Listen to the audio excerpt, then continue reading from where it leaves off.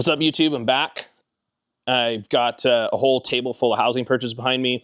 I've got regular housing perches that use U-bolts. I've got my first generation through-bolt spring perch. I've got my new adjustable perch, just as I said I would do last weekend. I was going to get these things on the website this weekend.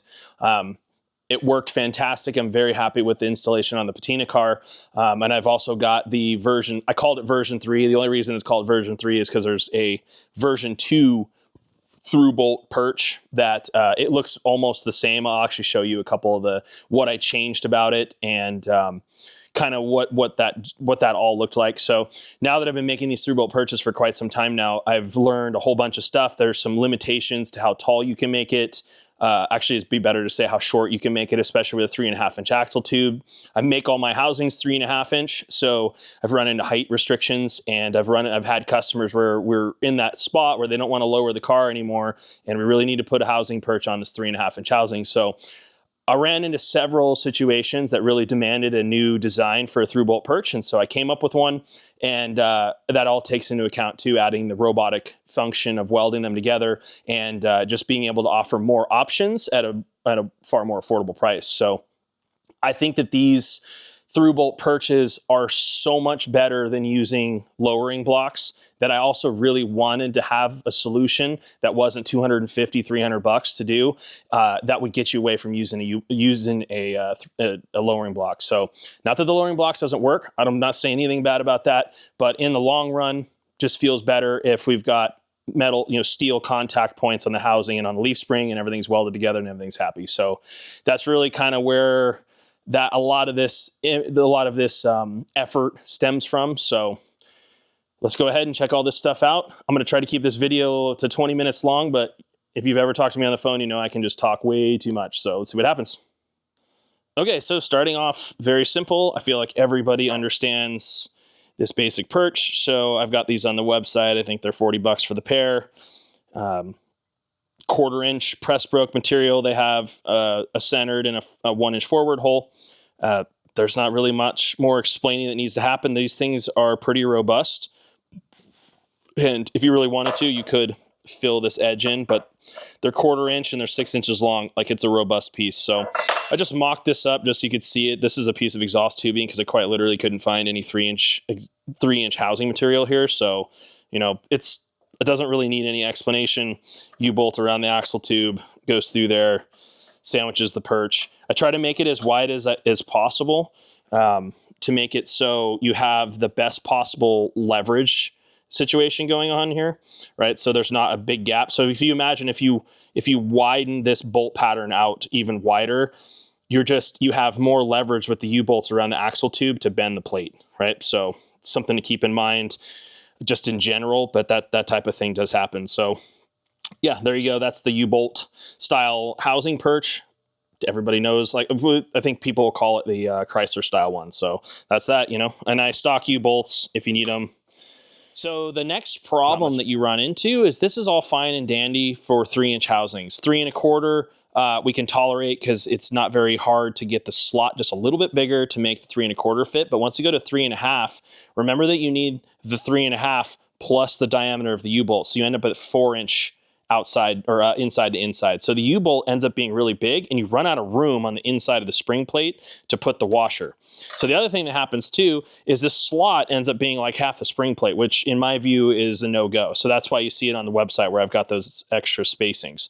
So so the through bolt spring perch is the obvious next answer. And I think it's the far superior to any of the U-bolt stuff. It just makes way more sense. There's so much more versatility to it. So in comes V1 through bolt spring perch. They look like this guy right here. It's got a press brake outside shell like so. The height is built in. So whatever height you want to run from the housing to the leaf spring, right? So you can get some built-in lowering right there. They are robust. It's got a double shear design with that piece snapping into there. It has those tubes that weld into the centers right there. That makes it so the bolt's got a nice straight shot through there.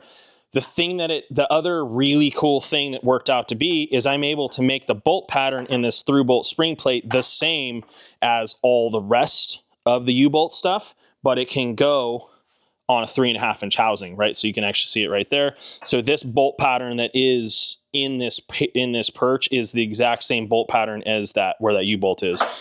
So that was a significant advantage. So now it covers this U-bolt. So now I don't have to have as many bolt patterns for that guy, and I can make this as tall as I want. I can make it as short. Well, the limit there's as short as I want. There's a limitation there. So I can make this as tall as I want, and I can make it for whatever housing diameter I want. The downfall of this is that since the bolt is raised up on this double shear platform that double shears that tube, it crowds the nut. And so you can see right here, this is a 3.5 inch axle tube, and this is the shortest one of these perches I've ever been able to make is 1.5 inches. And so you can see we're not gonna get, I can't even stick my finger in there. Like, it is so close. You're not gonna get a 1/2 inch out of this thing. I can't go down to 1 inch.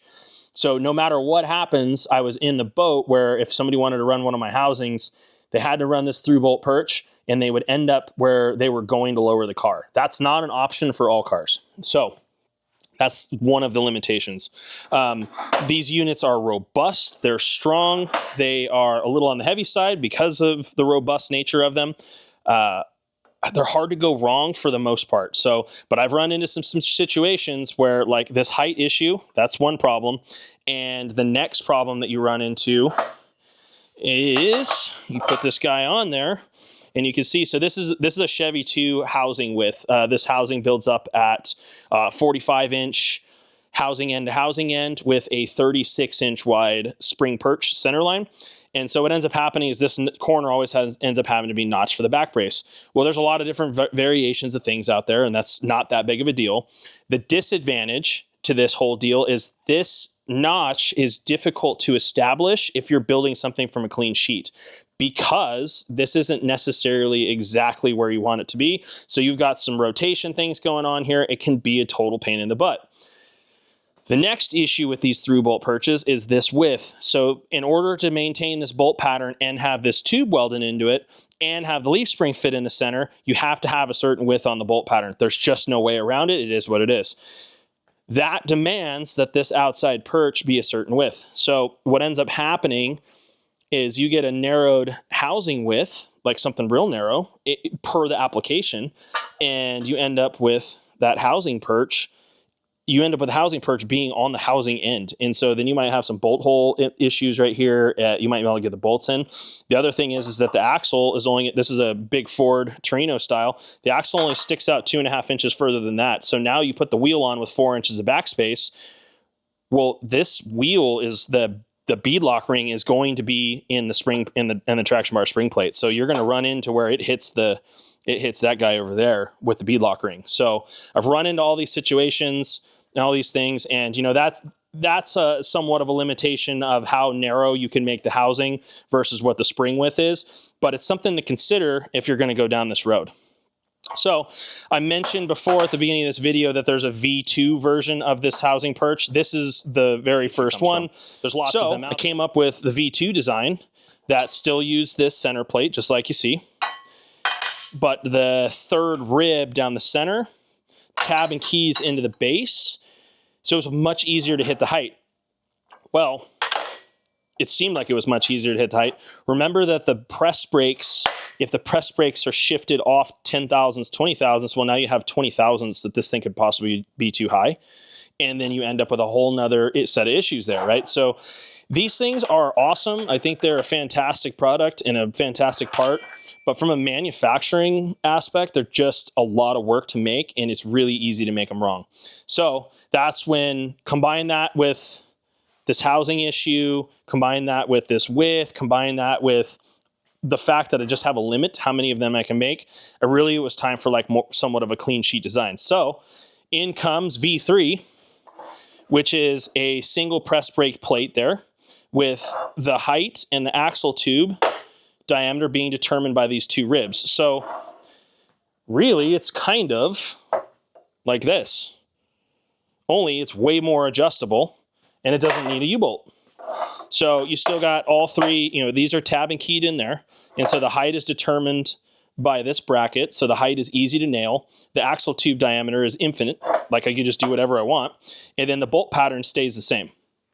So I actually kept this at 3.5, so you can see right there, you could put, if you had a 3-inch housing, you could put a U-bolt in this guy if you really wanted to. I've seen some guys do that before. You absolutely could if you wanted to. Use the U-bolt with the old style through-bolt perch. But you can see right here, this is all dialed in. Got this kind of mocked up right here. This is my leaf spring mock-up. This guy measures the same as a leaf spring right there. And so you got your bolts right there. I'm gonna make this little doubler piece right here that goes in there. The weld is really close, and so you end up with no room for a washer, but I still want to be able to run the washer because that hard surface where that contact is, better to have that washer there. And so, yeah, so we're gonna have bolts there. You can see it easy to put through there. This thing's robust. It's a little bit lighter than the old one. It's easier to put together. You can see that this one doesn't have any of those pieces welded in. Just so you guys can see that not all robot welding projects come out nice. It's got some ugliness there. Got a pinhole right there we burned through. So we've put some effort into these things. I just figured I would show you that not everything turns out perfect and some stuff just turns out hideous. This is an example of a 3.5-inch perch that's only 1 inch tall. And you can see that there's still lots of room for a bolt right there. It was really nice when we mocked this all up. It totally fits. So yeah, that gives you kind of some ideas as to why. So this is cool. So remember how I was showing you before? I wanted this video to be 20 minutes long. What a joke. See if anybody makes it through the whole thing. So now you can see I'm way closer to my axle center line and I'm not on the housing perch at all, on the back brace. So you can see if we just flush it out with this end right here, how far away it is from the back brace versus if we flush this guy out, how much it overlaps the back brace. So there's a lot of advantages. This is a lot easier to deal with, So here's the other thing too with this is that I really want to see people be able to get away from using blocks. And I came in at $125 for a pair of these guys. So I feel like the motivation to use blocks is at least less. I don't know what to say. Like I'm trying my best there on that. And so what's cool about this housing perch design too is I showed you earlier that with the old design, you needed all those different, all the different heights and all the different housing diameters. You needed all these separate pieces. So this piece is a dedicated height. This piece is a dedicated height, and then there you go. So that tab and keys in there. We go ahead and just rock this guy over. Once this is press braked, I didn't have a press brake base laying around, so I wish I did, but I didn't. So this base is all the same. I make one base and then all the housing perches use the same base. And then it's just this piece that changes and it's a much easier, it's tab and keyed together. The width is perfect. The side to side's perfect. Where these line up are perfect. This height is now established by the CNC. So it's just all together. I feel like from manufacturing to every last bit of it, it's a cool design and it's robust, it's strong, and it turns out nice. So, and now, the last housing perch in the mix, the adjustable perch. So I don't feel like this thing needs a lot more explanation other than this is cool because this aluminum block has both these bolt patterns in it. And so you can see right here, can you see it? Can you see it? Can you see it? All right, so you can see that the bolt hole is equidistant from the top there, but you can see how much further away and how much closer it is there. So that's 2 degrees of angle. So when I was playing with this in the computer, what I noticed is that there's just, in order to move it 1, 2, 3, 4, 5 degrees, there isn't enough rotation to get the bolt holes far enough apart. Like you would have to use like 50 thousandths bolt holes to get it to where it was just, you moved it from this hole to this hole. Right? Like it just wouldn't go. And then if you had a series of holes in here in order to make it so you could turn it any amount that was reasonable, then there's no, the space, basically this whole thing's cheese grated full of holes. Like it's just pummeled. Like you wouldn't, imagine trying to put another bolt pattern in between there and there. Then I felt like, dude, we're just these things are not going to be strong. So that's where I finally led off to, okay, if somebody's this serious about where they want to be able to adjust pinion angle, they want to be able to try different front eyelet positions and need to be able to move ride heights around, say they're building some new car or whatever the deal is. This was the best way that we could bench race together, because I've talked to other people about this thing, and me and the guys here have talked about this thing a bunch. Like we've been working on this thing for probably 3 or 4 months. And it's not as easy as it sounds to make a housing perch do these things. And so, yeah, that's kind of where we landed. So now you have it's positive, right? The bolt holes are going to slide, the bolts slide through these holes, right? And so you could see the difference between these two. This is 0 and this is 2 degrees, which what's cool is this is 2 degrees up. Now it's 2 degrees down, right? So you could put it on either side. Everything is right down the middle. So everything's concentric, and then everything is a mirror of itself. So these bolt holes, this piece stays on the housing and this piece stays on the bottom, and then the bolt hole rotation happens in that block. So another cool thing, I was actually just talking to Mario yesterday, and he was talking about doing lowering blocks that had the pin moved in it so we could put rear steer in it, which rear steer is a great thing, especially in ultra high horsepower cars. Well, Mario, I got an idea. I think that this would work really good for you. This base, I was going to do all 3 of these holes in all of these types of perches, because you could go forward 1, back 1, and then it's totally symmetrical. So if you put it on there, you don't make the, oops, I forgot I wanted the hole to go forward and not backwards kind of moment. So I'm going to put all 3 holes in it. We could move this since this base now unbolts from this block, you could have a base. You could have this base where this hole was shifted 1/4, 3/8, 3/16, whatever that number you wanted it to. You could put the rear steer in the car, and you could take the rear steer back out, and you wouldn't have to have a lowering block, and you wouldn't have to lower the car anymore, and you wouldn't have to have longer U-bolts, you wouldn't have to have longer bolts. Whatever the situation you were doing, you wouldn't have to deal with all that. So yeah, this is another advantage of this perch being split in the middle. So yeah, so basically there you go. This is all of the housing perches, all the stuff. I don't know if there's any other options that I have. It's a lot of information to digest. I've